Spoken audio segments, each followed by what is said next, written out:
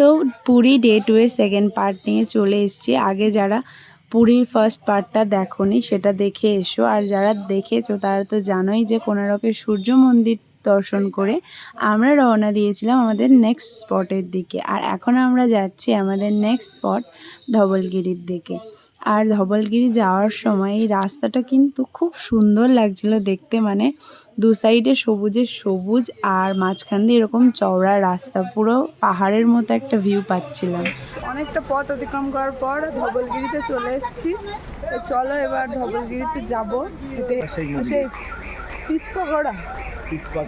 পিসপাগোড়ার মন্দিরে যাচ্ছি আমরা এখন। পুরীতেও পিসপাগোড়া আছে, তাই তো?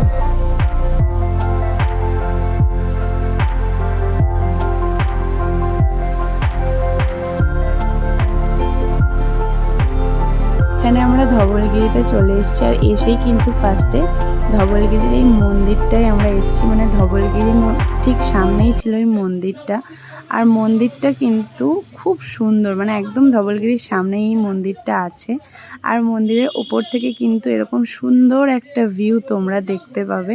তো তোমরা যারা ধবলগিরিতে যাবে অবশ্যই কিন্তু এই মন্দিরটা কে ইগনোর করে চলে এসো না, অবশ্যই তোমরা এই মন্দিরটা দেখো। এই মন্দিরের পিছনেই আছে ধবলগিরি, ধবলগিরির মন্দিরটাও কিন্তু এখান থেকে দেখাই যাচ্ছে। তো চলো আমরা এবার ধবলগিরির দিকে যাই।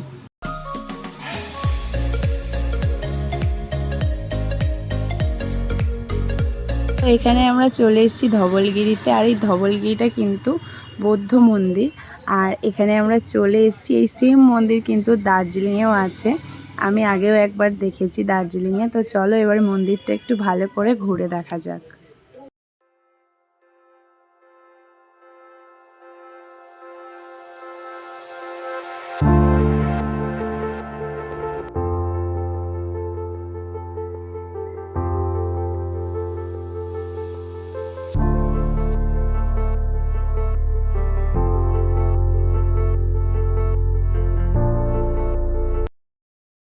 ধবলগিরি দর্শন করে নামছি।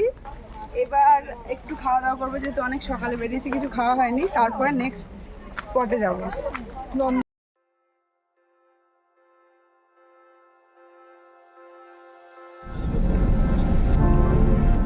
তো আমরা এখন যাচ্ছি হোটেলে খাওয়া দাওয়া করতে।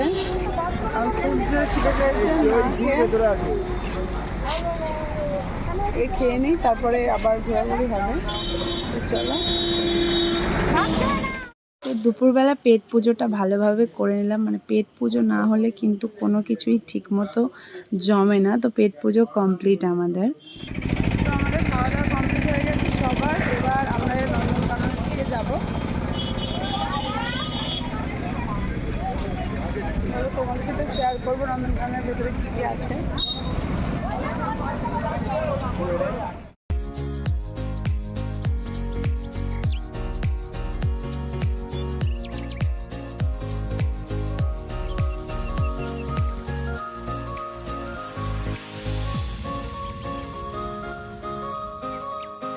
নন্দনকাননের ভেতরে গিয়ে কিন্তু তোমরা এই টিকিট কাউন্টারটা দেখতে পাবে, এখান থেকে টিকিট কেটে তোমরা ভেতরে এন্ট্রি করতে পারবে। আর এই টিকিটগুলো কিন্তু দেখতে বেশ সুন্দর। তো টিকিট কাটা হয়ে গেছে, এবার চলো ভেতরে যাওয়া যাক।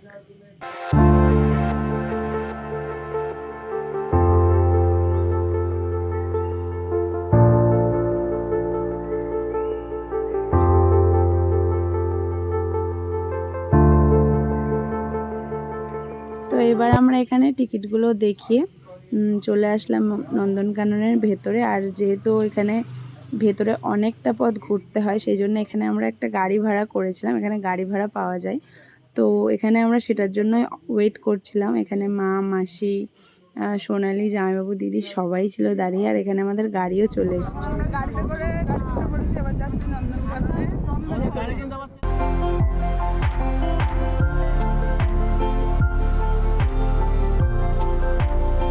তো ফার্স্টে ঢুকে আমরা দেখলাম জলহস্তী, আর আমি কিন্তু লাইফে ফার্স্ট টাইমই দেখলাম জলহস্তী। তো জলহস্তী দেখার পর চলো দেখা যাক নেক্সট কোথায় কি আছে।